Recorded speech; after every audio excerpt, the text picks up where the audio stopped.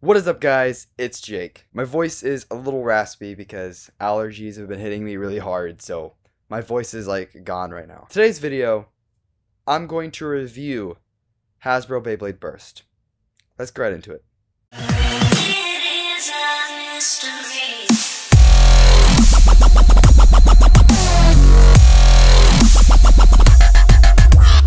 Alright guys, so this video is going to be split into multiple different sections.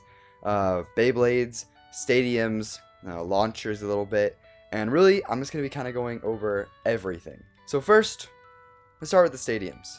So as of right now, Hasbro has released two different stadiums. One is the blue basic base stadium. This is the one that's like $15 and you could pick up on a shelf. And the next one is the yellow Epic Rivals Battle Set Stadium. This one is more like a cube versus the triangular basic base stadium. For this part, like always for Hasbro, the stadiums really aren't that great. The problems with these base stadiums is that they aren't sloped enough. The inside slope in comparison to Takara Tomy stadiums is much less. So attack types aren't going to be as strong, bursts aren't going to be as common, and you would think that ring outs would be less common. But in fact, they happen all the time. Not because bays hit each other into the different pockets, but because they self-KO.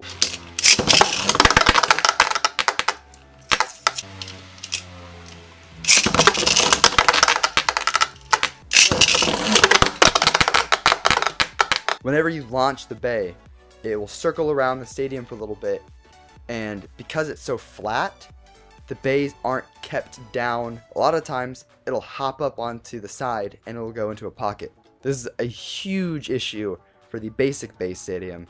Not so much the Epic Rivals Battle Set, because the way it's just set up, I don't know, it just doesn't do it as often.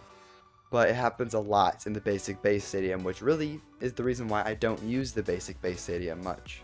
Next, we're going to get on to launchers. I'm not going to go too in-depth with launchers here, as I'm actually working on a second video in which I will be very detailed on the Takara Tomy versus Hasbro light launchers. But we're just going to talk a little bit about them and whether they're overall good or overall bad. So I have a bit of a different opinion than most. I think that the launchers are overall pretty decent. They are free spinning, which adds a decent bit more power to your launch. They're set up like launchers back in the plastic days, as they are longer instead of, you know, being more of a square-ish small design, sort of like the Metal Fusion ones were. So I kind of like how they're set up, and also really like how you're able to actually connect launchers together. I think that's really interesting. Is it great? Are they both going to get equal amounts of power? No. It's going to be kind of one-sided. But is it way better than their previous attempts, like the Duotron launcher? Yes. Way better. Finally is the actual Beyblades themselves. And a lot of people will disagree with me, and that is completely fine. I actually really like them. There are issues, but I really like them. Aesthetically, they're not as good as Takara Tomy. They have foggy plastic, which is less less quality. It dents easier. It looks uglier than Takara Tomy. The coloring on them is worse depending on the bay. Some bays are actually pretty decent. And also, they really messed up with the whole naming convention, because they're called like King Kirbyus, and it's not like limited press or something. It's now like DO2 TD01, and that's just like, bruh. So overall, they're just not as aesthetically pleasing. But when you're like 10 years old, which is really who they're trying to market to, that's not really a big deal.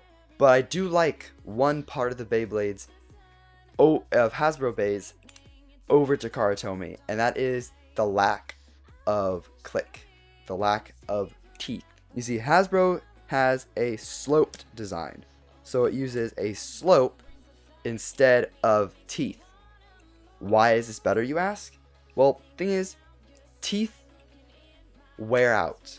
They're little ridges, sort of like a mountain range, and after a while, they'll get smaller and smaller and smaller, and easier to burst. Some bays, it's not a big deal, but for a lot of them there are, such as the original Valkyrie and Rising Rocktavor. That's where issues are pretty big. So overall, would I recommend you buy Hasbro Beyblade Burst?